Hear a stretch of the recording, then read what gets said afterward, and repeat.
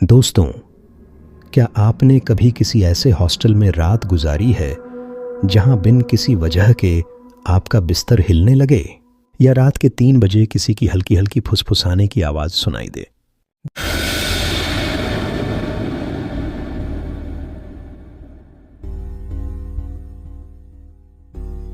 दिल्ली के बीचों बीच एक ऐसा हॉस्टल है जिसे लोग भूतिया कहते हैं। लेकिन सवाल यह है, क्या यह सिर्फ एक अफवाह है या फिर इस हॉस्टल के पीछे कोई ऐसा सच छुपा है जिसे लोगों ने जानबूझकर दबाया है?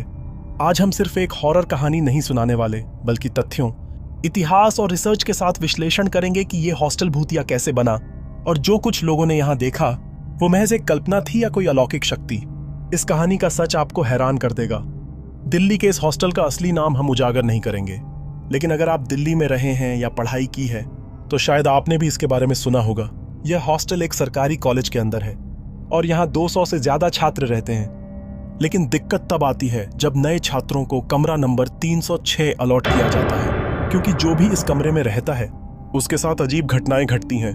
रात के 3 बजे दरवाजा अपने आप खुलना, बिस्तर का बिना वजह हिलना और किसी अनजान औरत के फुसफुसाने की आवाज सुनाई देना, ये सब यहाँ रहने वाले छात्रों ने खुद अनुभव किया है।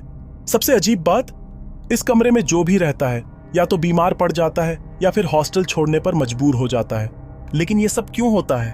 क्या इसके पीछे कोई वैज्ञानिक कारण है या कोई अलौकिक शक्ति? इस हॉस्टल के इतिहास को समझना जरूरी है। यह हॉस्टल असल में एक ब्रिटिश कालीन हवेली थी जो 1945 में बनाई गई थी। स्वतंत्रता के बाद इसे एक सरकारी हॉस्टल में बदल दिया गया। लेकिन इस हॉस्टल की कहानी सिर्फ इतनी नहीं है। यूनिशो स्तंभन में एक लड़की जिसका नाम रुखसार था यहीं रहती थी। रुखसार एक होनहार छात्रा थी, लेकिन एक दिन वो अचानक हॉस्टल की छत से नीचे गिर गई। हॉस्टल प्रशासन ने इसे आत्महत्या घोषित कर दिया, लेकिन कुछ छात्रों का कहना था कि उसने खुद नहीं, किसी अनजान शक्ति ने उसे धक्का दिया था। जब पुलिस जांच हुई तो एक चौंकाने वाली बात सामने आई। रुखसार अपनी मौत से एक रात पहले हॉस्टल वार्डन से मिलने गई थी। उसने वार्डन से कहा था कि उसके कमरे में कुछ अजीब हो रहा है। उसने कहा था कि कोई उसके बिस्तर के पास रात भर खड़ा रहता है और उसके कान में हल्की आवाज में कुछ कहता है, पर किसी ने उसकी बात नहीं मानी और अगले ही दिन वो हॉस्टल की छत से नीचे गिर गई। सबने इसे एक सामान्य घटना मान लिया, लेकिन इसके बाद हॉस्टल में जो कुछ हुआ उसने सबको हिलाकर रख दिया। अगर आप तर्कशील इंसान हैं तो आप कहेंगे कि भूत प्रेत सिर्फ दिमाग का भ्रम होते हैं, लेकिन जब अलग अलग लोग एक ही तरह के अनुभव साझा करते हैं तो सवाल उठता है, ये भ्रम है या हकीकत? 2011 में एक छात्र अनिकेत, जो कमरा नंबर 306 में रह रहा था, उसने एक रात अपने लैपटॉप का कैमरा ऑन करके रिकॉर्डिंग शुरू की। उसका कहना था कि जब भी वो रात को सोता उसे महसूस होता कि कोई उसके पास खड़ा है। अगले दिन जब उसने वीडियो देखी तो उसके होश उड़ गए। वीडियो में एक सफेद साया उसके बिस्तर के पास आता दिखा और उसके बाल अपने आप खड़े हो गए। वो डर के मारे हॉस्टल छोड़कर चला गया।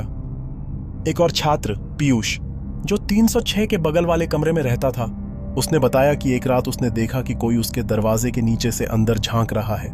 जब उसने दरवाजा खोला तो वहां कोई नहीं था। और सबसे बड़ी बात, जब कॉलेज के एक पुराने प्रोफेसर से इस हॉस्टल के बारे में पूछा गया तो उनका कहना था, बेटा, इस हॉस्टल के कुछ राज ऐसे हैं जो कभी सामने नहीं आएंगे।